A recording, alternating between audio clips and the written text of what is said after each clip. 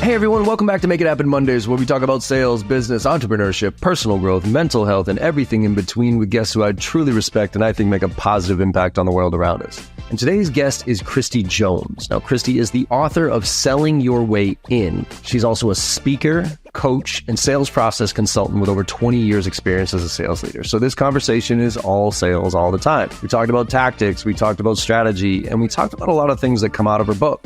Specifically stuff like your superpower and finding your superpower in sales and business and life, quite frankly, and really leaning into it. But I asked her, how do you find your superpower? Right?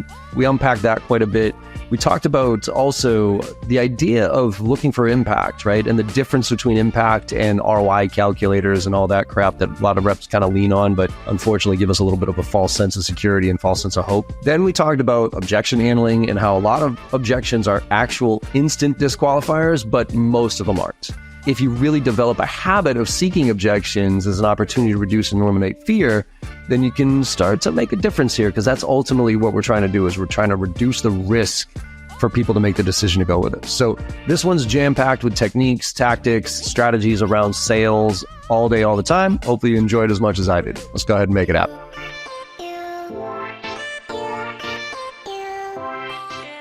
Kristie Jones, welcome to being on the Make It Happen Monday podcast. Finally, we made this happen. How's it going? You must really want me on. I appreciate that, because we've had some technical difficulties over a couple of days. Yes, indeed. Yeah, that was just the weirdest thing. But hey, look, we could. That's why people see me, if we're going to do this we do this video and audio, and they see me with earbuds on. That's the reason why we're cobbling this together. But I think the audio is now perfect. So thanks for bearing with all the technical difficulties here, Kristie. I appreciate it. My pleasure. Awesome. Well, look, this is going to be all sales all the time conversation, because I was doing some prep and looking through all the materials and all your experience. So I'm really looking forward to this. But I would love to just, as always, start with the origin story, especially, growing up. And the reason I asked this is to find out kind of where the business bug came in, what influences did you have to be where you are today? Because we can all, read LinkedIn, right? But it's where you're coming from. So if you don't mind giving the audience a little bit of that context, then we can dive right into it. No, I don't mind, because I think it's truly important. I affectionately say I got my MBA at the kitchen table. My dad was the owner-broker of a Coldwell Banker franchise, and my mom was one of the top 10 agents in town.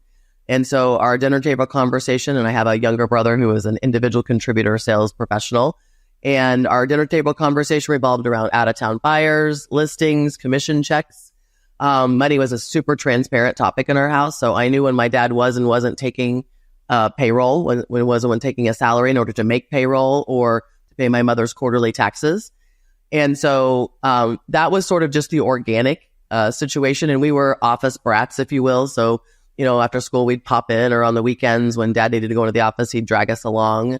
Real estate is not the best family situation. So my mother was often working nights and weekends. So, my mother spent the first 13 years teaching, and then that kind of flipped our family upside down when she went into real estate, because we were used to having her home at 3:30 and weekends and summers. And so everybody adjusted. But there's no doubt in my mind, my brother is also a top 10 percenter. And so no doubt in my mind that the reason why, although we took different paths, I took the leadership path and he took the individual contributor path, but no doubt that we got that at the kitchen table. That's super. I'm curious on that note, because I was reading that, and the openness about finance, if you don't mind just digging into that a little bit, because, as a father, my daughter's 13 years old, and, you kind of balance that. It's actually, the reason I was almost a little bit late today was because I was dropping my daughter off this morning, and she's 13. She's got a lot of emotions going on. And, another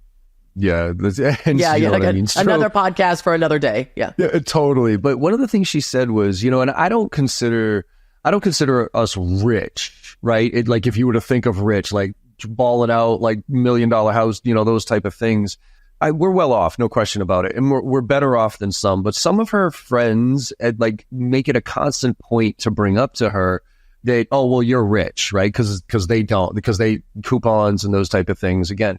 So, and it's kind of put her in a tough position, because she's like, what I see as rich is different than what you see as rich. So how do you approach, was your parents just, that's the way they were? Like they just talked about money and the ups and downs of it? Or did they take I guess, I don't want to say more a thoughtful approach, but with what you knew and what you grew up, what is your thoughts on having that open conversation and how direct you need to be, because kids sometimes don't have the context of like, oh my God, I had a bad quarter this month. That doesn't mean we're going to lose the house. It just means that whatever. So how do you think about that for kids, if you don't mind me diving into that for a bit? No, and my dad was raised very nicely with financial and acumen as well, but I would call it age appropriate, John. So initially, I tell this story, we lived down the street from the bank that we banked at. And so almost as early as I can remember riding a bike, every Saturday, my dad made us ride down to the bank, and we had our little passbook, and we either had to deposit money or withdraw money. And back in the day, there was no ATM card, right? So we had to take the deposit slip. I had to write it out. He made me take it to the teller. I had to I had to give it to them and tell them what I wanted. And so I would say age appropriate money conversations for sure. But we always understood, what things cost, but we also understood we weren't always in real estate, so to speak. And that's sort of where money kind of became a more prominent part of our life. But my dad before that was a mid-level manager for what we would call today AT&T. And as I mentioned, my mother taught school, and we were in the really small towns. I grew up in the Midwest. We lived in a Mennonite community where there was literally one school, K through 12. My mother taught English, and she shared the room with a kindergarten teacher. So, I had a whole weird upbringing, if you will. We moved a lot because of that. But I think as we got older, there were just age appropriate conversations, right? And so even though I think the money talk was always happening around us, but it was always visual. Nobody was ever hidden. I remember my dad, even before we got, I think, into real estate, we had a bill drawer. And all the bills went into the left drawer on the desk in the kitchen. And then once a month, my dad would clear the kitchen table, spread out all the bills. The checkbook was there, and we literally watched him pay bills, right? So there was never any transparency about how does money, how do things get paid for or whatnot. And we knew that once a month, that was bill day. So for me, and I have a 24-year-old son, I'm very transparent about money too. He knows what I make. He knows what I charge. I think, and we've always been very transparent about what things cost. And I think my friends will tell you, I get frustrated sometimes with conversations and people's unwillingness to talk about money, because I think if we were all willing to talk about money, we'd all be making more money. We'd all be saving more money. We'd all be smarter about money. And so there was never any kind of, now again, my parents would say hey, we don't go around talking to everybody about what mom and dad make, and right.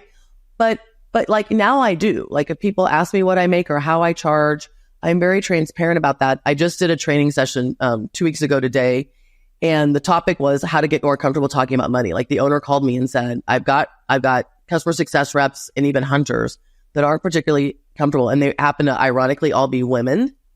And I said how, and they were older, they weren't just straight out of college, they were older. And I said, how many of you what the rent was? How many of you knew what mortgage cost? How many of you knew what the car cost? And nobody, right? And so I think we're doing our children. So you have children. So that I would say we've done our children a disservice by hiding that. But I also say that in general, because of that, parents can't teach kids financial acumen or financial literacy. The schools aren't doing it. So that means who's doing it? No one. Nobody. Yeah, and they're getting punched right in the mouth when they have to figure it out. That's what scares me the most about our education system, is that they're not teaching the real world skills that kids need to survive, basic stuff like balancing a checkbook. And actually, you brought up a great point of that transition into sales and the uncomfortableness about delivering price. My joke is always, we always negotiate with ourselves before we even start negotiating with the client. Because if something's $30,000, right? Whatever, say it's 30 grand. When somebody says, John, how much is this? The answer should be, it's $30,000. And I should shut the hell up, and I should wait for your reaction and then deal with it that way. But it's never 30,000. It's always, well, it's 30,000, but, and it depends on Now I might have been listening to your competitors, and I heard 40, I heard 50, and I heard 30 from you. And I'm like, damn, that's actually pretty reasonable, right? Right. But as soon as the word but comes out of your mouth, I'm not paying 30 grand. So let me ask you this, and this isn't where I was wanting to take our conversation, but I'm very interested in your perspective on this, is how do we get reps who haven't been exposed as, with their parents to financial stuff? How do we get them comfortable talking about money, pricing, and everything else? And one of the things that I'm curious from your perspective is it important for a rep to know where pricing comes from, for like the CFO to sit down with them and say, look, here's our pricing, here's how we did it, here's what we reinvest in from an R&D, and here's where money goes, so that they at least have the ammo to combat it, a little bit. How far do you think the company needs to go to get somebody comfortable enough talking about price so they can justify it? Or is it basically none of your business, my price is my price, and that's what it should be? I think, unfortunately, even if the CFO sat down and worked through the how, most people, again, were not raised with having that type of conversation. So I think it's got more to do with society and less to do with how the sausage gets made and how did we get to $30,000. And so, some of the tips I gave a couple of weeks ago was, first off, this isn't your checkbook. We're not asking you to spend your $30,000 first and foremost, right?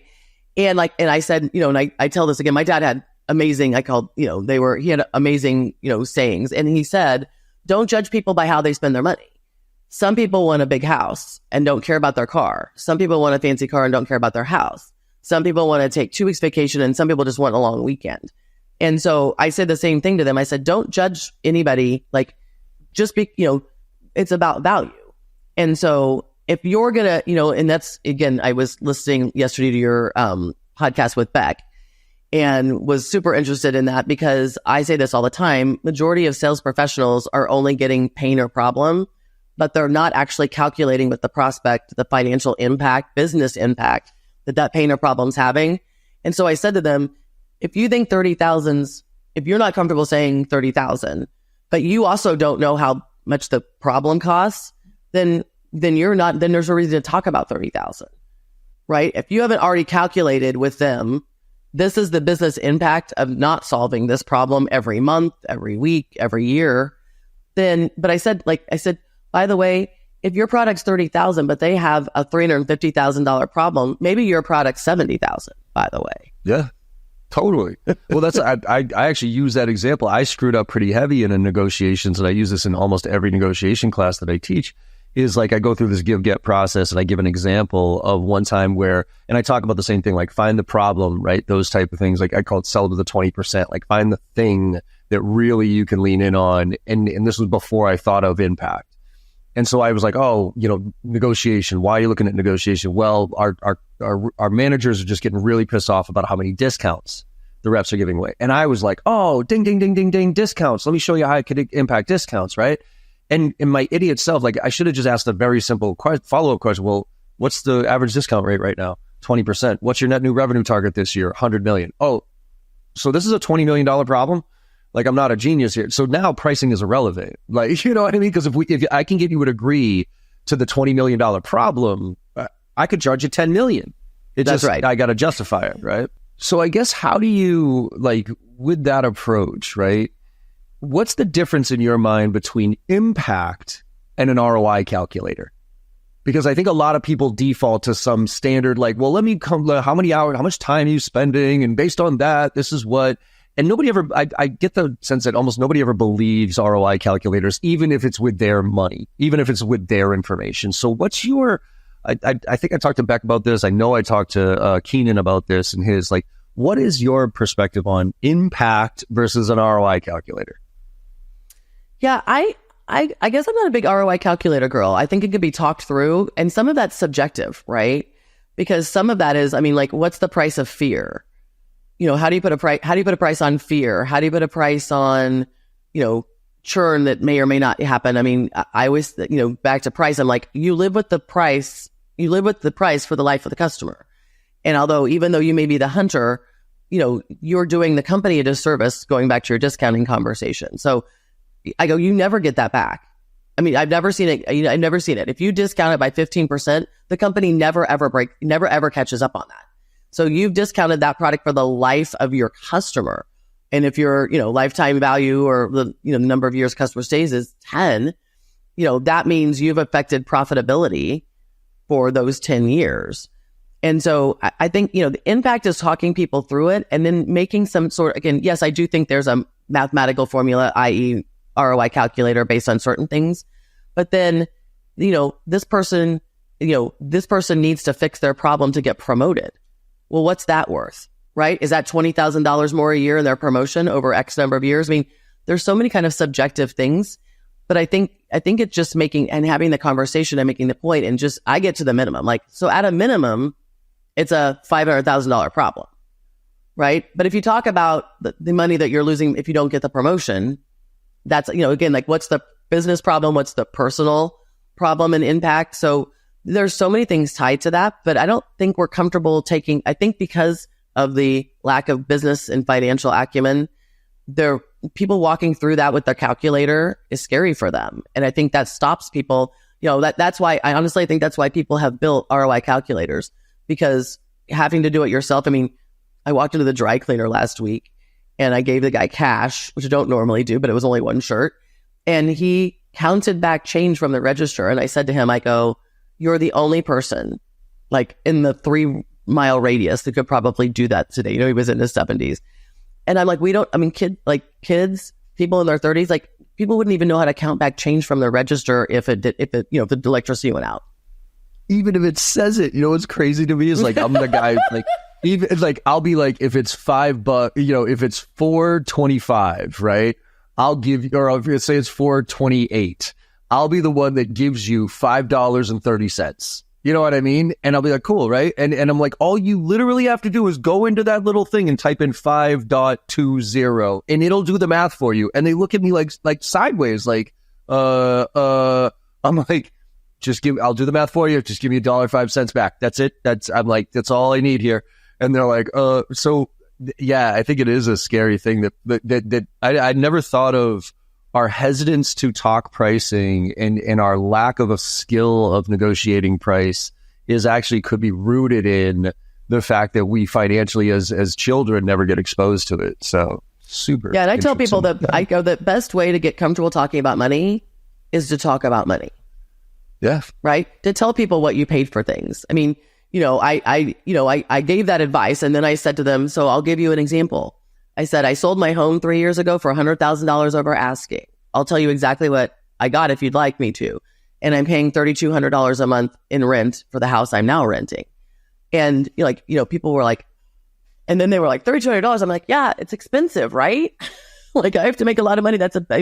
I said, that's twice what my mortgage was at the house, but I wanted to sell the house at the height of the market. And I didn't want to turn around and spend that money on buying it. But I don't have, again, because of the way I grew up, I don't have any problem having that conversation with people. But I said to them, like, start small, right? Like, I can't believe I just paid $5 for eggs, right? Like, whatever. Like, but I said the easiest, you're not going to get comfortable talking about money if you don't talk about money so if you're just trying to do this in your professional life and you're not talking about money in your personal life, that's a disconnect. That's going to make that much more uncomfortable for you. Yeah, I couldn't agree more. I think that, it's also the company you keep when it's funny because when I'm around other people who actually make more money than me, I got no problem talking about money, right? Because I'm like, yeah, my house is this expensive. I pay this much for my Tesla. And, we just took an XYZ, dollar figure vacation. So anytime I'm around people, like, I don't know if there's a certain threshold where people, once you reach that threshold, it's like, oh, finally I can talk about this. But, I always find it awkward talking about it, especially when I know the people that I'm around don't make as much money. You know what I mean? And they might be struggling, but I still think there's ways to have that, but almost doing a disservice to them too, because to your point, the more we talk about it, the more we're elevating each other. Well, if you know what I'm making and I know what you're making, we're going to make more, right? And you may say to me, like, you're undercharging for that. Right. I'm part of a mastermind group where I asked somebody the other day what she was charging for a speaking engagement. And she said $5,000. I said, you're crazy. That's crazy. And so, but if you don't know what other people are charging, I'm part of the women sales experts, Lori Richardson and that group, and Trish Bertuzzi and Jill Conrad. Yeah. And thank God for them. Right. Because sometimes I don't know what to charge for something. And so I got to go into the network and say, hey, and again, one of the things I love most about that group is we share contracts. We tell people we tell each other what we're charging for things. It's a completely transparent group, and we're all making. Here's Barbara Weaver Smith post-it that always sits on my above me. Charge scary plus 20%. Nice, I love it. But Barbara Weaver Smith, the very first conference that I went to for that group, she's like, we were talking about pricing, and she said, "Ladies, scary, price it. then price it scary plus 20%, and then you'll be charging what men are. And I go, okay. Yeah. That's great advice too, because you don't know until you know, right? I mean, that's the right. market's going to tell you what they're worth, right? Some people will happily pay, and the interesting thing is, I find the more people pay for certain things, the less of a pain in the ass they are. In a lot of ways, I've caused, and I tell people all the time, like, if you're a pain in the ass in the sales process, you're going to be a pain in the ass customer. So if I have a pain in the ass sales process customer, and they're beating the shit out of me on price and whatever it is, and I don't discount, but say I did, and then I guarantee you they're going to nitpick every little thing about the training and look for, well, we didn't get this ROI, whereas somebody just says, oh yeah, that sounds good. Go do your thing, John. We trust you. It's like, oh my God, this is the best case scenario. Like, I'm getting paid to do what I love to do, and they're letting me do it. And they're not nitpicking every stupid thing about it, right? Yeah, well, I call it PETA pricing. And PETA pays more. Pain in the ass always pays more. So I just go, they're like, how are you going to price it? I'm like, oh, I've got a special PETA price for you. That's love it. One of my favorite interviews, the guy from the CEO of Red Bull, the original one, it was actually when it comes to pricing, he had this great quote where somebody interviewed him and said, hey, why is Red Bull so expensive? Like, you're actually less fluid ounces, and a Coke is 50 cents and you guys are charging $2.50. Like, and the interview was like, well, the ingredients and, tell us about, and the guy looked her dead in the face and said, how else would you know it was a premium product? Because I can. And I was like, yeah. Exactly. Like, he's like, I price it that way because if I didn't, you wouldn't know it was a premium product. And I was just like, that is the best answer I think I've ever heard. That was when the it best comes answer. to pricing. Yeah. So let's shift a little bit to your book, Selling Your Way In. There's a lot of stuff I want to unpack about this, but I want to first understand, first of all, why did you write the book and what's the title all about? I wrote the book because Barbara Weaver Smith told me I wasn't going to get speaking engagements if I didn't have a book. So I wish I'd never had lunch with Barbara that day, by the way. She's caused all kinds of problems for me. And then when I was told I had to do it, and my response was, hey, I got shit to say and I don't have to write a book to say it. She goes, yeah, you do. Yeah. I was like, fine. Yeah. So then I decided I didn't want to write a how-to book. I thought there were plenty of people out there writing how-to books that could do it better than I can. And that it wasn't really sort of my passion project. But what I was seeing, and I think it's partly because how I grew up, was that people weren't controlling their own career. And then as a result, they weren't controlling their income. And then as a result, they weren't able to control their life or have the life that they wanted. And so the subtitle of Selling Your Way In is the playbook for setting your income and owning your life. And so for those of us who've chosen a profession in sales, it truly can open all other doors than you're not maybe expecting or thinking of, but we can control our income, but you have to do all the right things for that to happen. So I spend a lot of time in the book talking about, the first section of the book is called You Must Know Yourself Before You Get to Know the Prospect. And then in all of the years I've been, a sales leader and then a consultant for the last 8 years, what I'm seeing oftentimes is that people are not putting themselves in the right sales position to be able to own their income and their life. They're not in the right role, selling the right thing in the right industry, working for the right company or the right leader. And so I've been talking a lot about the fact that as proactive as we are as sales professionals in understanding our ICP and our persona and outbound prospecting and going after this subset of people, we do not treat our career that way. Our career, we change jobs because the recruiter calls and says, oh my gosh, do I got a deal? You're perfect. You're just what they're looking for, right? And so how many, of the last, of the last X number of jobs, your list, if you're the listener, how many of the last 3 to 5 jobs you've taken, how many of those did you proactively go and prospect into your ideal company with your ideal boss selling the ideal product in the ideal industry into SMB, mid-market, or enterprise, and then approach them and say, boy, do I got a deal for you. I love that. Yeah.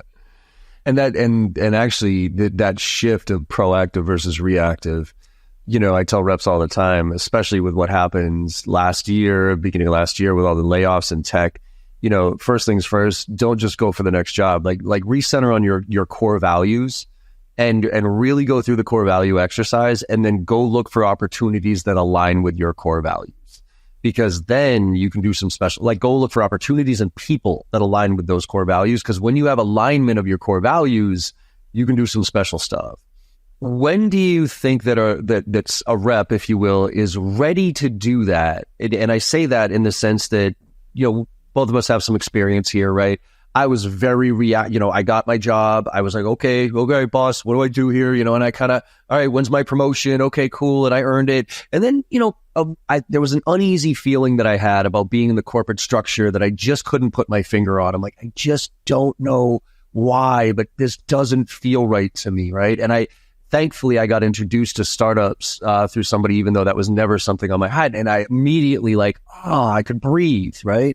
So when do you think it's important to take that proactive without the experience or the context to be able to know what your superpower is, which I want to dive into with you. Like, I want to know what's a perfect job. I don't know sales. Like, do I like sales? I don't know. And first 2-3 years, you're just trying to get through this fucking nightmare. That's right.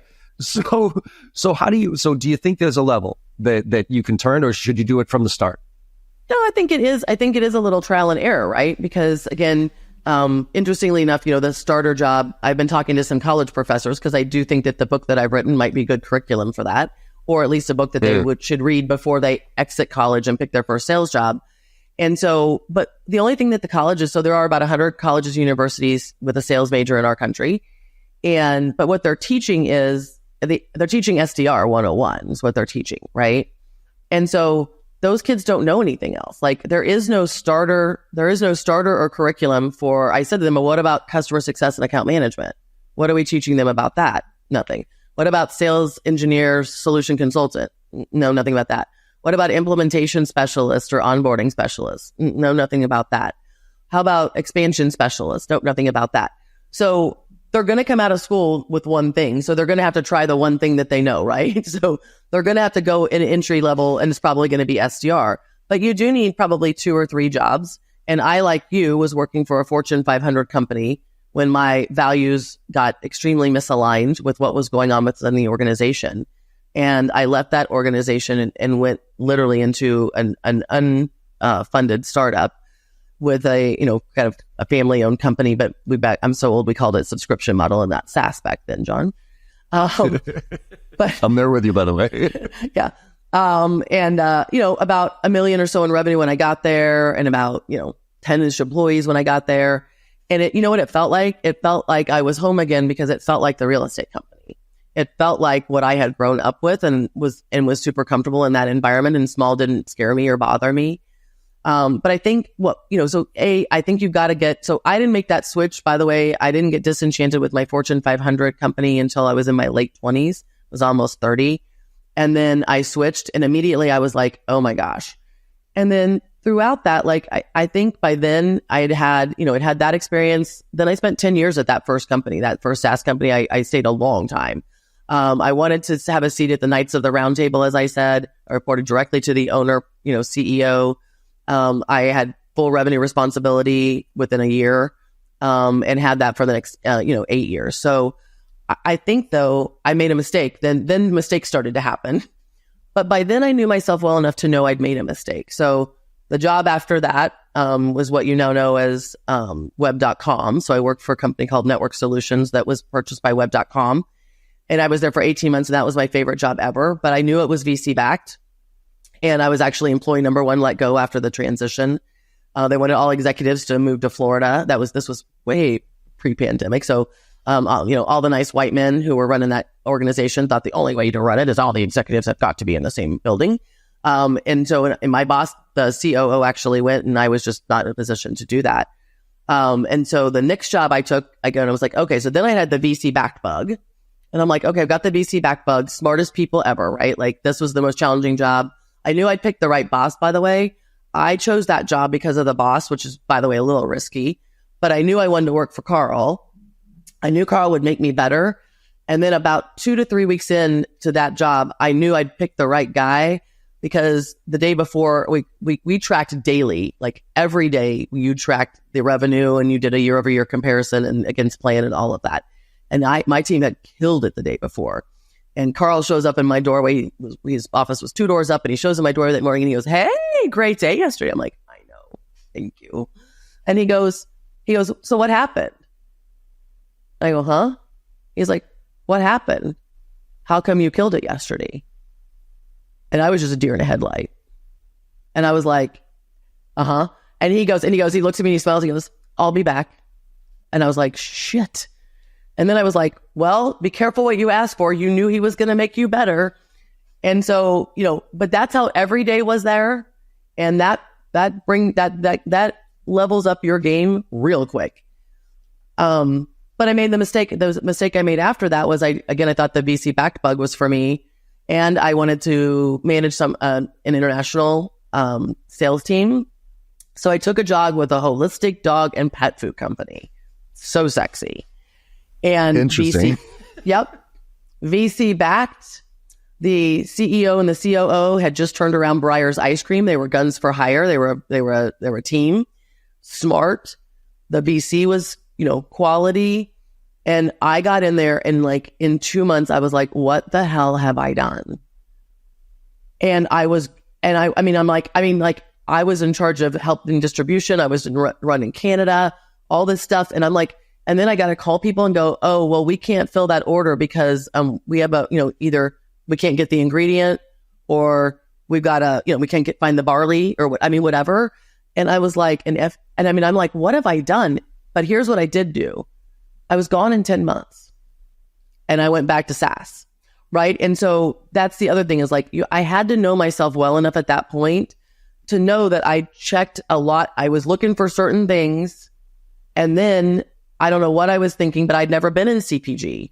I didn't know I was going to hate CPG. Because I was used to hey, we need this new feature. I go, cool. How many developers do you think it's going to take to get that out in the next 8 weeks? And then we're 12. We're awesome, let's go. And then all of a sudden we're we're out of ingredients. The FDA has put a hold on whatever. And I'm like, what the is going on here? And so, but in 10 months, that's where you have to know yourself well enough to know what your I knew my superpowers were definitely in sales leadership. What they were not in was CPG. I was going to fail. They were going to fire me, in fairness. I hated it. I hated getting up every day. So that was my first clue that this was a bad idea. And then I was going to fail because this was not my swim lane. And so let's get into that superpower thing, because you talk a lot about that in the book. Your superpower, I was going to ask you, but you answered, is leadership, right? Leadership and management. Is that where you would say yours sits? And is there anything specific about that? And then I want to unpack how you figure that out and how other people can figure that out. Actually, my universal superpower is generosity. And that boded me well. My sales leadership superpower actually is managing through questioning, leading through questioning. So 2 kind of different things there. I figured out my generosity superpower at 46. I didn't know that was my universal superpower, but I had lost my job and I was looking for another job. And as I was networking, I was looking for my next VP of sales gig. And as I was networking, all of a sudden a bunch of weird things happened, the universe conspired and a bunch of interesting things started to happen. And all because for years and years and years, my motto has been, I have 30 minutes for everyone. And people take me up on that 2 to 3 times a week. I'm meeting for 30 minutes with someone who says, do you have time to meet? I think, I need something from you. And I always say yes. I'm hoping to be busy enough someday to only say 15, by the way, John. But right now I have 30 minutes for everyone. And when you think back to my childhood, I was always the person, when I started to think about generosity being my superpower and then how it put me in the position I'm in today, because of all the times I had said yes to people. And then all of a sudden when I needed a new position, people were willing to help me because I'd always been someone who was helpful. But when I think about going back to even my teenage years, I used to affectionately say at night, I would say, I've got a radio talk show called Cry with Kristie. Phone lines are open between 7 and 8. Because I was the one that all my friends reach out to, when they got a bad grade, when they were fighting with their parents, when their boyfriend broke up with them, and people would call me. So yes, my superpower is generosity, but it's also firefighting, right? Like I'm a clear-headed person. I'm a compartmentalizer. Like just by nature, there's certain things that are not maybe superpowers, but strengths of mine. Like I can compartmentalize. Like your tears don't become my tears, right? Your tears become my like, buck up, come on, grab a Kleenex. There's no crying over here. Like let's get our shit together. Let's own our own shit and let's take control of things. So, and I think that, so like, again, I didn't realize that generosity was my superpower and has put me in the position I'm in today until 46. So some of these are, works in progress, and that years and years of something happening, and all of a sudden you're like, wow, that's my superpower. I think a lot of self-reflection, those type of things for me as far as why and values, and a lot of that stuff came later in my career. How does a young professional, or anybody for that matter, kind of maybe go back to proactively thinking about what their superpower is? What's a structure that you could share with us that helps people to kind of hone in on that and then start to lean in on? Because that's why I always say with strengths and weaknesses, right? People, you gotta fix your weaknesses. My philosophy on that is my weaknesses are my weaknesses for a reason. I don't like doing them, right? And so if I can, as long as my weaknesses aren't getting in my way and like literally holding me back, that's one thing, right? But I want to lean all in on my strengths because that's what I'm passionate about. That's what I'm good at. So how do you help a person figure out what those superpowers are? Yeah, I ask them several questions. I take people through kind of a workshop on this, but one of the first things there's several questions. So like, I'll just list off a few of them. What is it that other people can come and ask you advice or help with? What do you think when you look around, like, what is easy for you and hard for others? What do you love to do? What do you gravitate towards? What have you been financially or otherwise rewarded for doing in the past? Like, what are people willing to pay you for? Sometimes people say, I've got 30 minutes for everyone. Someone's like, I feel like I should pay you. Well, that means that's 30 minutes is valuable enough, right? And so it's not, I think it's beyond strengths, right? Because what it really is what is it that you have that you can then, like you said, lean into and be completely confident in? So when the rubber meets the road and everything's on the line and you need to close this one more deal, or you're going to not hit Q1 quota or the annual quota, then you're like, I got this. Because if I can manipulate the situation into where, if negotiations are superpower, where, we get a negotiation situation, or, showing value is my superpower, asking questions is my superpower. Empathy. I did a workshop recently where somebody's like, empathy is my superpower. But if you understand that, then you can lead that horse to water to some extent. But what is it that if you look around the room, so to speak, what are you doing better than your coworkers and your competitors? What is it that your boss comes to you and says, hey, like, can you teach this at the next sales meeting? Like, these are the things that you're shining in, and then you have to lean into them. So when I teach the superpower workshop, it's identify and then develop. And develop, by the way, just happens. That's on the job training. Honing is intentional. Honing is it's what you're asking about. Honing is having an intentional plan to make our superpower stronger. Then you need to pressure test it. So then you have to use it under the worst possible circumstances so that you feel confident that you can pull it out when you need it. And then leverage. And leverage, the definition of leverage is your ability to manipulate or control a situation in your favor. So those are kind of the 5 steps I take people through. So identifying, developing, honing, pressure testing, and then leveraging your superpower. Yeah, and I think that not enough people really sit down and think about it. But, I think that also kind of aligns a little bit with the values too, right? Empathy is probably, if I were to really, authenticity, I would say, is my superpower. Like, I'm about as transparent as it gets, good, bad, or ugly, right? In a lot of ways, it's actually, right. Love you or don't love you, right? Yep, exactly. So, but then how does that align with, your, as we're talking sales, how can we leverage that as in sales, right? So can you be proactive with objection handling? Can you, get out in front of things and be open about pricing, right? So I think it's like making that, it's like, okay, this is what I'm really good at now. How do I proactively look at how to leverage this to get what I need, right? Because I think as you went through those questions, I could imagine there's a lot of people out there being like, nobody comes to me and asks me to present at the sales team. Nobody comes to, and it doesn't have to be this big, huge, oh my God, you're the most charismatic or you're the most empathetic or whatever. It could be, you're really good at LinkedIn. You know what I mean? Yeah. Okay, let's go to I mean, because we talked about pricing a little bit. I want to kind of circle back around to that with objection handling, because you talk a little bit about that in a few of the articles that you posted that I read through. You mentioned something that I thought was interesting, that some objections are actually straight up disqualifiers, right? Yeah. Where there's some objections that are just surface objections, you got to dig through them. And then some objections are straight up, okay, when you get that objection, you might as well just walk away. Could you kind of walk us through a little bit about like what you see as the disqualifying objections? And then we'll kind of get into how you can reduce the fear of dealing with them.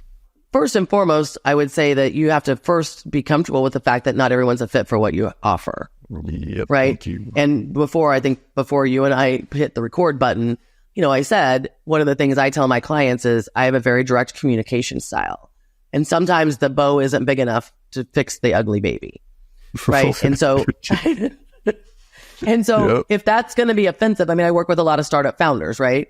And so if that's going to be offensive, then I'm not your consultant, right? I'm not your person. And there are plenty of people out there. Again, the water's warm consultants, right? Water's warm for consultants, right? So if I'm not your person, that's fine. But you need to know that. And I think, I think the earlier you figure that, you figure that out, the better.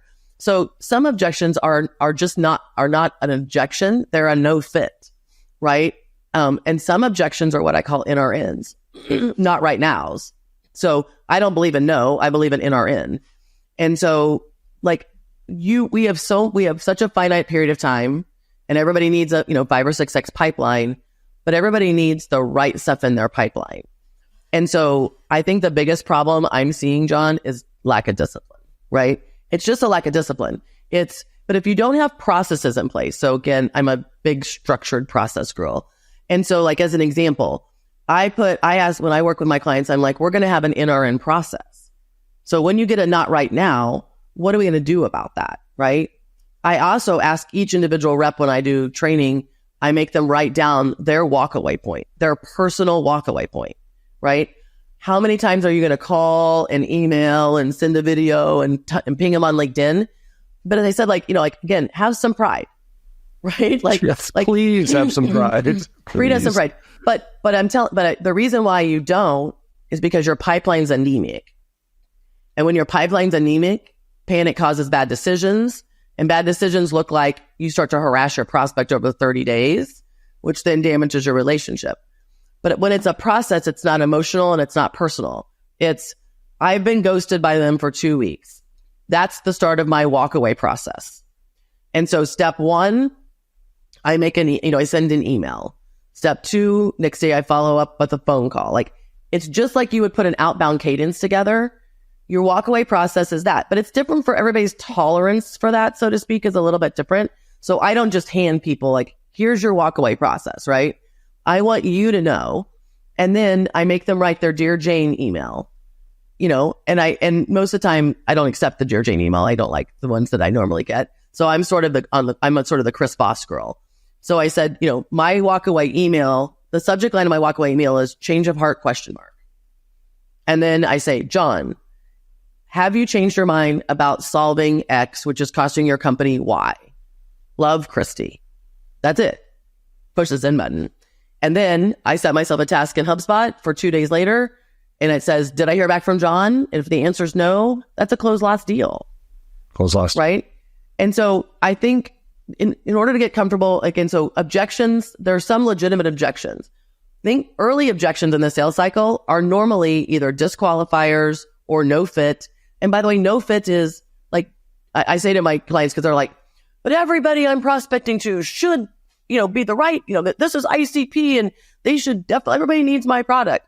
And I go, but not everybody needs your product now. Not everybody can afford your product now. Not everybody can implement your product now. Like all this NRN stuff, like we're not going to talk people. I mean, yes, there's a certain amount of persuasion that comes in our profession and with what we do. And I'm about persuasion. but I'm not about bullying and I'm not about harassing. And so the sooner I can disqualify somebody, the sooner I can talk to somebody who's qualified. And that comes from confidence. But again, I'm back to discipline. Like so many organizations, so many sales reps don't have the discipline around what I just said. At the 2 week of ghosting, I start my walkaway process. It's not personal. It's business. I need to know if you're in or out because I don't do maybe. My second favorite word is no. And so, but part of that also starts with the upfront contract, right? Like I should have said to you at the beginning, hey, John, if at any point in time, as we're going through this, you're like, hey, not for me. I need, I've always got my big girl pants on. So just say, not for me, not right now. Here's whatever, why. And so I can also use that. So if I had that upfront contract conversation, then I can say, then the first email is, hey, John, remember back in Feb when we met and one of the first things we agreed upon is that if at any point in time, this is not a fit for you or something's changed, that, we would be honest with each other about that. Feels like that's where we might be. Love, Kristie. Right? And so I think there's so much of that is people bring emotion into it. And if you have a process around it, this is just my walkaway process. This is just my not right now process. And so you're just working the system that works for you. And then it's just, this is how we do. This is how that's why I say to sales reps, I'm like, this is how you do business, not how your company does business, not how the industry does business.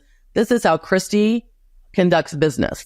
Yeah, I think it comes down to objectivity versus subjectivity, right? I think the more objective you can make things, as far as setting expectations and holding people accountable and knowing what your line is, because we all have a walkaway line in our head. There's always this point where we're negotiating and okay, cool, back and forth. And then it goes past this point, like this imaginary line in most people's heads where they start to get annoyed. And now in their head, they're not saying this out loud, but in their head, it's like, this isn't fair anymore. You're getting more than I am. And then it's this weird self-defeating prophecy where I'm now going to react poorly the next time you reach out to me. So I'm going to be shorter with you. I'm going to be more aggressive or whatever. Right. And it's going to get worse. So it's actually, you're feeding into it without having that line. Whereas if you have that line, it's like, okay, once it goes past that line, it is what it is. And without it, customers are going to push you below it because why wouldn't they? Right. Because that's their job. Because that's their job. Yeah. So I think you're spot on. The objectivity of all of this to me I think life is about expectation setting. So I'm going back to setting about what this conversation is. I do something similar to you as far as my walkaway. I call Did I Lose You? The Chris Voss or, have you given up on this, this situation or whatever, or this initiative? But I've actually even gotten to a point with reps who get ghosted all the time. I sort of tell clients, like, I'll just ask them not to ghost me. So I'll do it on the back end of a call. Be like, hey, real quick, Kristie, before we get off the call here, can I just ask a quick favor? Well, yeah, sure. What, John? Right? Well, look, as we go through this process, if it's pretty evident to you that we're not a good fit, and I'm not seeing it because my sales lens or something like that. First, A, are you okay with telling me no? Because that's my second best favorite answer. And second of all, like, could you just not ghost me? Like, and that usually gets, all right, okay. And then I'll bring it back to them and be like, hey, I'll do a little like ghost emoji or something like that if they're, so. Yeah, right. Feels like this may happening. Yep, I'm there right now. So, and I think not enough people, but you did hit on what goes to that driver is a big fat pipeline, right? Because if you have a big fat pipeline, you sell because you want the business, not because you need the business. That's right. And when you do that, you sell the right way, right? You push on their timeline, all that other stuff, versus when you need it, you do some desperate shit. So yeah, and not to say that objection handling isn't a necessary part of this, right? So again, we handle objections by asking questions to seek to better understand. So of course, their objection handling needs to happen throughout. But again, that's active listening. Like, is this really, again, like, is this the blow off? Is this a true objection? Is this a legitimate objection, like you said, or can I proactively handle that? And the later you get in the sales cycle, the objection handling skill set needs to come more into play. That's something that you need to have, soft skills, sales training around and understand how to handle. I don't think any sales leader is providing enough negotiation training. But to your point, is sometimes we misconstrue objection handling with disqualification, a not right now situation, poor fit. And that has nothing to do with that like you got to peel back the onion. That's why I say you have to handle objections by asking questions to seek to better understand, because I don't think until you do that, you can determine what bucket it falls in. No, I agree with that. Like, you have to layer those, like, tell me more about what's going on here, and say, like, all right, is this a bullshit objection, or is this actually a real one that we have to dive into? That's right. Awesome. Well, look, let me ask you this last question, because I think it'll lead to, where you're going, because I went on your website to prep, and there is a big sign on it that said something big is coming. So I don't know if you could expose what something big is coming, but why don't you talk to us a little bit about what you're working on and where people can find more information about you? I know you got a lot of stuff that you're putting out there right now. So if you can expose to us or maybe give us a hint, that'd be awesome. But if not, where can people find out more information? I'm about to launch a rebrand and launch a brand new branding. So that is coming. That is imminent. That is coming soon. The book can be found at sellingyourwayin.com. But what I would love for your listeners to do is connect with me on LinkedIn and give me their one takeaway from today. I always want to know what was the most impactful thing that was discussed between us that might change their trajectory. Love it. And it's Kristie I.E. Jones, right? That's yes, Kristie. Awesome, Kristie. Well, by the way, I'm going through a full rebrand too. So cool. I'm like Looking in the same bucket. We're transforming platforms, new site, new everything. So I know the pain you're going through right now. It's awful. It's so awful. Awesome, Kristie. Well, thank you so much for coming on. I really appreciate it and enjoyed the conversation. John, thanks so much for having me. Thank you. Absolutely. All right, everybody. Hope you enjoyed the conversation as much as I did. And like I always say at the end of all these podcasts, go out there and make somebody smile today, because no matter how bad your day went or how bad you think it's going, you make somebody smile and you know you had a good day, and the world needs a lot more of that right now. So thank you all very much, and I will see you on the other side. Hey, everyone. I hope you enjoyed that conversation as much as I did. With your support and our incredible guests, we're one of the top sales podcasts out there right now, and I can't thank you enough. Now, to keep the momentum going, it would mean the world to me if you could go and leave a 5-star review on your favorite podcast platform and share some of your favorite episodes with your network. Also, I am super excited to be launching my new newsletter, where I'll be sharing everything I know and everything I'm learning along the way while I'm out there selling every day just like you. Go to jbarrows.com/newsletter to sign up today. Let's all level up and make this happen together.